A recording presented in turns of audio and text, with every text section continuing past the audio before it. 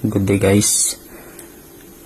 For today's video, i-try ko naman i-share itong DIY sa nasira naming washing machine. So sinubukan ko guys. So dito makikita natin na kailangan pa pala siyang paikutin bago gumana yung motor.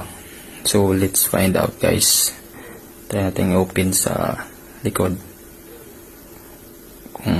Tingnan natin kung ano yung posibleng nasira dito guys. So dito makita mo yung motor, okay ba naman. Dito guys, nakita ko agad yung kapasitor niya guys. So para sa akin, so I think ito na talaga yung nasira, nag-explode. Kasi hindi na siya gumagana, supply ng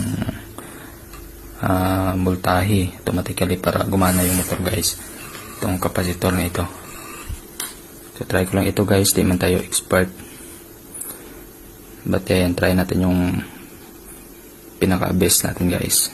So dito makikita natin guys, meron akong biniling kapasitor, in order ko ito sa online. So same ano lang guys, makikita nyo naman mayroong polarity, color coding.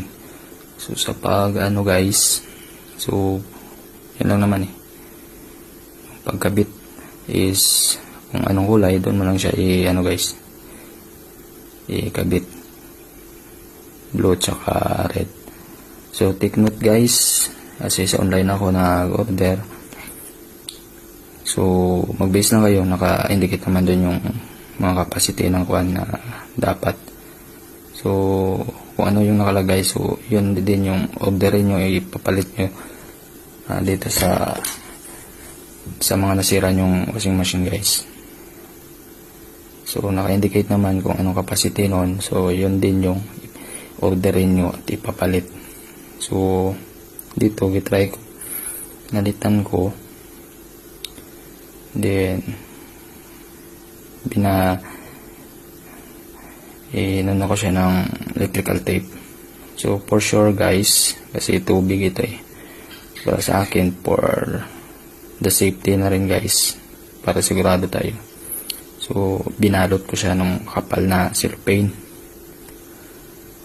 to ensure na talagang safety, tsaka binalot ko pa ng masking tape kasi tayo itong washing machine guys, kasi kuha nito tubig yung kuha natin, so para maiwasan natin yung pag-ground niya.